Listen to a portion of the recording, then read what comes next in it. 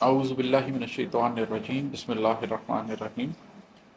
میں اپنی دوسری کتاب کیمیا گر بھی مکمل طور پر ریکارڈ کروا چکا ہوں۔ اس کتاب کے اندر جتنی بھی غزلیں اور نظمیں ہیں ان کے اوپر ایک پلے لسٹ بنا دی گئی ہے جس میں آپ ان کو صرف غزل یا نظم کے طور پر سن سکتے ہیں۔ ایک اور پلے لسٹ کیمیا گر ڈسکشنز کے نام سے بنا دی گئی ہے جس میں سے ہر غزل اور ہر نظم کے اوپر جو ڈسکشن ہوئی ہے وہ اس کے اندر ایڈڈ ہے۔ اس کا مطلب ہے کہ میری ہر غزل اور ہر نظم کے اوپر آپ کو دو ویڈیوز مل جائیں گی، ایک ویڈیو جس میں صرف شاعری ہوگی اور دوسری ویڈیو جس میں اس شاعری کے اوپر میں نے ڈسکشن بھی کی ہوئی ہے۔ جو لوگ یہ ساری ویڈیوز نہیں سن سکتے، میری پوری کتاب بھی نہیں پڑھ سکتے، آخر میں ان کے لیے ایک چھوٹی سی ویڈیو بنا دیتا ہوں کہ کم از کم وہ چند چیزیں کیا ہیں جو سن کر وہ میری سوچ کو سمجھ سکتے ہیں، میری آئیڈیالوجی کو، میرے نظریے کو سمجھ سکتے ہیں۔ میں نے اپنی پہلی کتاب قلب و آگہی کی جب ریکارڈنگ ختم کروائی تھی تو بھی میں نے ایک ایسی ویڈیو بنا دی تھی جس میں اس کی چیتا چیتا چیزیں بتائی تھیں۔ یہاں پر بھی میں آپ کو کچھ چیتا چیتا چیزیں بتا دیتا ہوں۔ یہ کچھ نظمیں ہیں جو اگر آپ سن لیں گے یا پڑھ لیں گے تو آپ کو بہت حد تک سمجھ آ جائے گی کہ میری سوچ کیا ہے۔ ان میں سے پہلی نظم کا عنوان ہے کیمیا گر۔ اس کتاب کا نام بھی کیمیا گر ہے اور اس نظم کے عنوان پر ہی اس کتاب کا نام رکھا گیا ہے۔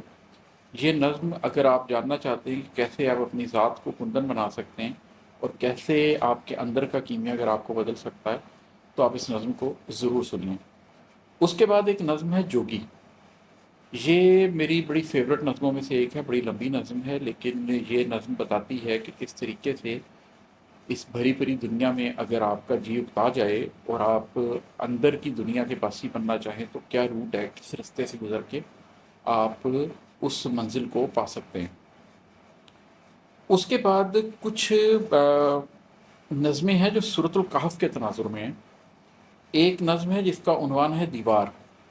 یہ موسیٰ علیہ السلام اور خضر علیہ السلام کا جو واقعہ سورۃ الکہف میں موجود ہے، اس میں جہاں پر خضر علیہ السلام نے دیوار کی مرمت کر دی تھی، اس تناظر میں یہ ہے کہ اس کو معاملے کو، اس واقعے کو میں کس طرح سے سمجھاؤں۔ تو یہ نظم آپ سن لیجئے گا۔ اسی طریقے سے ایک نظم ہے کشتی۔ یہ بھی موسیٰ علیہ السلام اور خضر علیہ السلام کا جو واقعہ ہے اس میں خضر علیہ السلام نے کس طریقے سے کشتی کو توڑ دیا تھا لیکن حقیقت میں اس کشتی کو وہ ظالم بادشاہ سے بچا رہے تھے، تو اس کو میں کیسے سمجھا ہوں، اس حوالے سے یہ نظم ہے کشتی، اس کو بھی لازمی سن لیجیے گا۔ ایک نظم ہے جس کا عنوان ہے خضر۔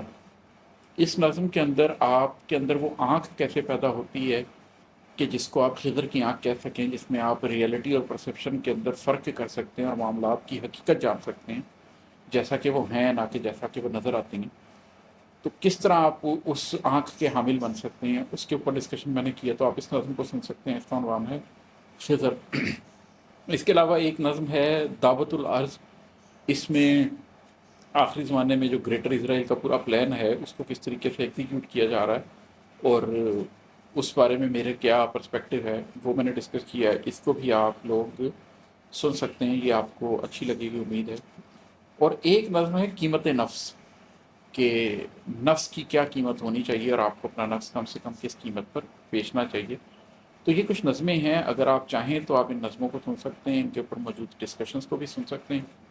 اگر کوئی دو چار دلوں کو میری بات سمجھ آ گئی، کچھ قلوب بدل گئے، کچھ لوگوں نے اپنے نفس کو باغ ڈال لی، کچھ لوگوں نے اپنے نفس کو قابو میں کر لیا، تو میں سمجھوں گا کہ میری یہ ساری کاوش پوری ہو گئی۔ انشاءاللہ تعالیٰ اس کے بعد جو میری تیسری کتاب ہے انفس و آفاق، اس کی پوئٹری کی ریکارڈنگ کے اوپر ویڈیوز شروع کرتے ہیں، پھر انشاءاللہ تعالیٰ اس کی ڈسکشنز سٹارٹ کریں گے۔ ابھی تک کے لیے اتنا ہی، بہت شکریہ، السلام علیکم۔